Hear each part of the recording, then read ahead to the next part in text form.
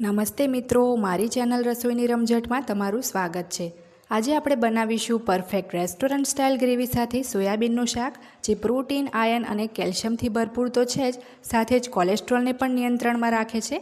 જે લોકો ખાસ વેજીટેરિયન છે એમણે તો ખાસ આ સોયાવડીને જરૂરથી કોઈને કોઈ રીતે ડાયટમાં સામેલ કરવી જ જોઈએ। ખાવામાં આ શાક એટલું બધું ટેસ્ટી છે કે તમે બેની જગ્યાએ 4 રોટલી પણ ખાઈ જશો। તો ચલો એને બનાવવાનું શરૂ કરીએ। તો સૌથી પહેલાં આપણે સોયાવડી બાફવાની છે। તો એના માટે ગેસ ઉપર એક વાસણમાં 3 થી 4 કપ પાણી મેં ગરમ કરવા માટે મૂકી દીધું હતું। પાણી ઉકળી જાય એટલે એમાં 1 ચમચી મીઠું ઉમેરીશું અને અહીંયા 100 ગ્રામ જેટલી મેં સોયાવડી લીધી છે એ આપણે ઉમેરી દઈશું। આખું જે 15 રૂપિયાનું એક પેકેટ આવે એ જ મેં લઈ લીધું છે। હવે આ સોયાવડીને આપણે 5 મિનિટ માટે મીડિયમ ફ્લેમ રાખીને બફાવા દેવાની છે। તો અહીંયા 5 મિનિટ મીડિયમ તાપે વડીને સરસ મેં બફાવા દીધી છે અને તમે જોઈ શકો છો કે બફાયા પછી વડી આપણી સરસ ફૂલીને મોટી પણ થઈ ગઈ છે। તો હવે આપણે એને એક ચારણામાં નિતારી લઈશું। આ રીતના વડીને નિતાર્યા પછી આપણે તરત જ એના ઉપર સાદું જ પાણી ઉમેરી દેવાનું છે। ઠંડુ ફ્રીજનું પાણી નથી ઉમેરવાનું, સાદું જ જે પીવાનું પાણી આવે એ ઉમેરી દઈશું, જેથી આની જે કુકિંગ પ્રોસેસ છે એ અટકી જાય અને વડી પણ આપણી જલ્દી ઠંડી થઈ જાય।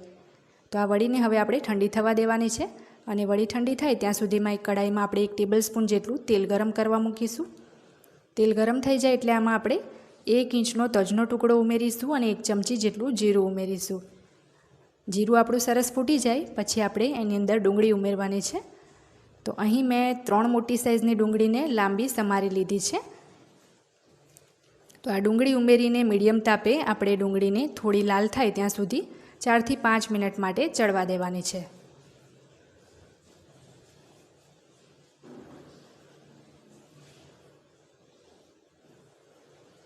તો અહીં 5 મિનિટ પછી તમે જોશો તો ડુંગળી આપણી સરસ આછી બદામી રંગની થઈ ગઈ છે। એકદમ વધારે પડતી આપણે એને લાલ નથી થવા દેવાની।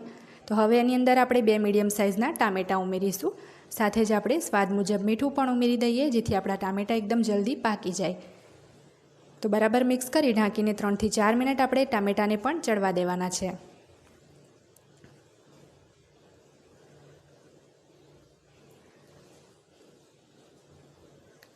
તો આપણા ટામેટાં ચડે ત્યાં સુધીમાં આપણી વડી સરસ ઠંડી થઈ ગઈ છે। તો આ રીતના હાથથી દબાવી આપણે સરસ વડીનું બધું જ પાણી નીચોવી લેવાનું છે। વડીમાં સહેજ પણ પાણી ના રહે એનું ખાસ ધ્યાન રાખવાનું છે।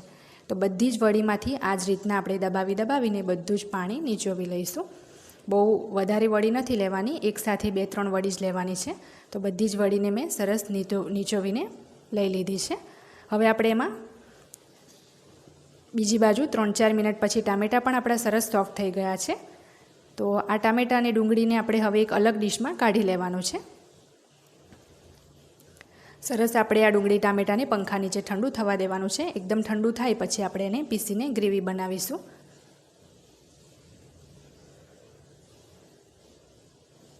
તો હવે સેમ કઢાઈની અંદર આપણે 1 ટેબલ સ્પૂન જેટલું તેલ ઉમેરીશું અને તેલ ગરમ થાય પછી આપણે જે વડી અત્યારે નીચોવીને રાખી હતી બધી જ વડી આમાં ઉમેરી દઈશું અને સતત હલાવતા રહીને આ વડીને આપણે 1 થી 1.5 મિનિટ માટે શેકી લેવાની છે।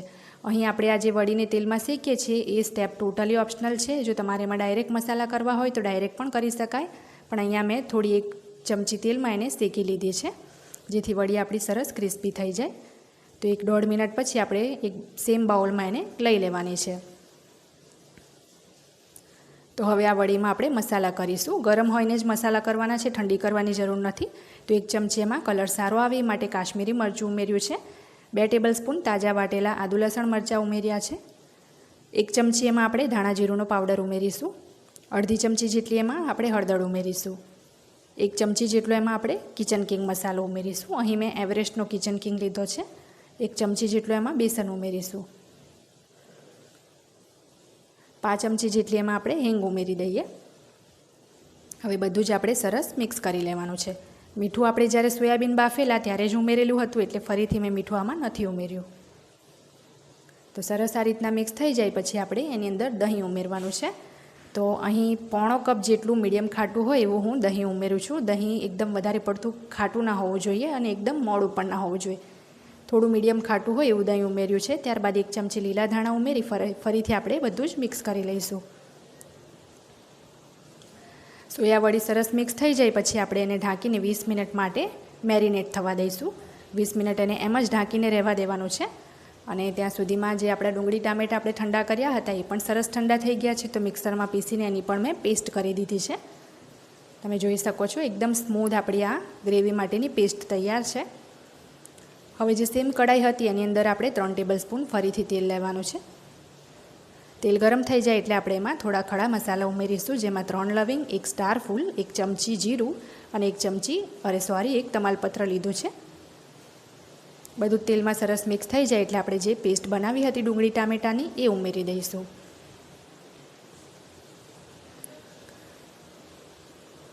સરસ આપણે બધું જ મિક્સ કરી લેવાનું છે. અને થોડી પેસ્ટ મિક્સર જારમાં પણ રહી ગઈ છે, તો એની અંદર પણ આપણે થોડું 1/2 કપ જેટલું પાણી ઉમેરી 1/4 કપ જેટલું પાણી ઉમેરી એને પણ આપણે આ રીતના કડાઈમાં જ લઈ લઈશું, જેથી એનો પણ વેસ્ટ ના થાય.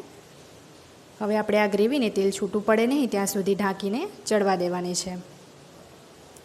7 થી 8 મિનિટ આપણે આ ગ્રેવીને ચડવા દઈશું, જેથી બિલકુલ પણ એમાં કચાશ ના રહે. તો 7 થી 8 મિનિટ અહીંયા ઢાંકીને મેં એને ચડવા દીધી હતી અને તમે જોઈ શકો છો સરસ તેલ પણ છૂટું પડી ગયું છે અને ગ્રેવી આપણી સરસ પાકી ગઈ છે. તો હવે આ સ્ટેજ ઉપર આપણે જે સોયાબીન મેરિનેટ માટે રાખ્યા હતા એ આમાં ઉમેરી દઈશું. ટોટલ 15 થી 20 મિનિટ એને મેં ઢાંકીને એમ જ રહેવા દીધા હતા. આ રીતે સોયાબીન મેરિનેટ કરીને શાકમાં ઉમેરશો તો શાક બહુ જ ટેસ્ટી બને છે. હવે એની અંદર આપણે 1 ચમચી શેકેલી કસૂરી મેથી ઉમેરીશું. કસૂરી મેથીને થોડી આછી એવી પેનમાં શેકી લેવાની છે, પછી આ રીતના ક્રશ કરીને ઉમેરવાની છે. હવે બધું જ બરાબર મિક્સ કરી લઈશું અને ઢાંકીને 3 થી 4 મિનિટ માટે આ શાકને આપણે ચડવા દેવાનું છે. અત્યારે આપણે એમાં પાણી નથી ઉમેરવાનું, શરૂઆતમાં આપણે આ જ રીતના ઢાંકીને 3 થી 4 મિનિટ એને ચડવા દઈશું. તો પાણી ઉમેર્યા વગર જ શરૂઆતમાં 3-4 મિનિટ એને મેં ચડવા દીધું છે. સરસ આ રીતના ચડી જાય પછી આપણે એની અંદર શાકનો સ્વાદ સારો આવે એ માટે 2 ટેબલ સ્પૂન જેટલી ઘરના જ દૂધની ફ્રેશ મલાઈ ઉમેરીશું. જે આપણે રોજ દૂધ લાવી અને ગરમ કરીએ એના પર જે મલાઈ નીકળે એ 2 ટેબલ સ્પૂન જેટલી મેં મલાઈ લીધી છે. મલાઈથી ગ્રેવીનો સ્વાદ બહુ જ સરસ એકદમ રીચ હોટલ જેવો આવે છે. મલાઈ બરાબર મિક્સ થઈ જાય પછી આપણે એમાં પાણી ઉમેરીશું. 1/4 કપ જેટલું 3/4 કપ જેટલું એમાં મેં પાણી લીધું છે. પાણી ઉમેરીને ગેસ તરત આપણે ફાસ્ટ કરી દેવાનો છે, જેથી પાણી જલ્દી ઉકળી જાય. અને હવે ફરીથી ઢાંકીને બસ 3 થી 4 મિનિટ આપણે શાકને છેલ્લે ચડવા દઈશું. હવે આપણે બહુ વધારે શાકને ચડવા દેવાની જરૂર નથી, બસ 3-4 મિનિટ છેલ્લે ફાઇનલ એને થવા દેવાનું છે. 3 થી 4 મિનિટ પછી તમે જોઈ શકો છો શાકમાંથી બધું જ તેલ છૂટું પડી ગયું છે. આપણું આ બિલકુલ રેસ્ટોરન્ટ જેવું સોયાવડીનું શાક તૈયાર થઈ ગયું છે. તો છેલ્લે એમાં થોડા લીલા ધાણા ઉમેરી દઈશું. બિલકુલ આંગળા ચાટતા રહી જાવ એવું ટેસ્ટી આ શાક બન્યું છે. તમે જોઈ શકો છો જોતાં જ મોઢામાં પાણી આવે એવું આ શાક છે. તો હવે એને આપણે સર્વ કરી લઈએ. આ શાકને તમે રોટલી, ભાખરી, તંદૂરી નાન, કુલચા સાથે સર્વ કરી શકો છો. વગર ભૂખે પણ જમવા બેઠા હશો તો 2ની જગ્યાએ 4 રોટલી ખાઈ જાવ એવું ટેસ્ટી આ શાક છે. તો રેસીપીને જરૂરથી ટ્રાય કરજો. મારી ચેનલ રસોઈની રમઝટને સબસ્ક્રાઈબ કરી પાસે રહેલા બેલ બટનને પણ જરૂર પ્રેસ કરજો, જેથી મારા આવનારા દરેક નવા વિડીયોની નોટિફિકેશન તરત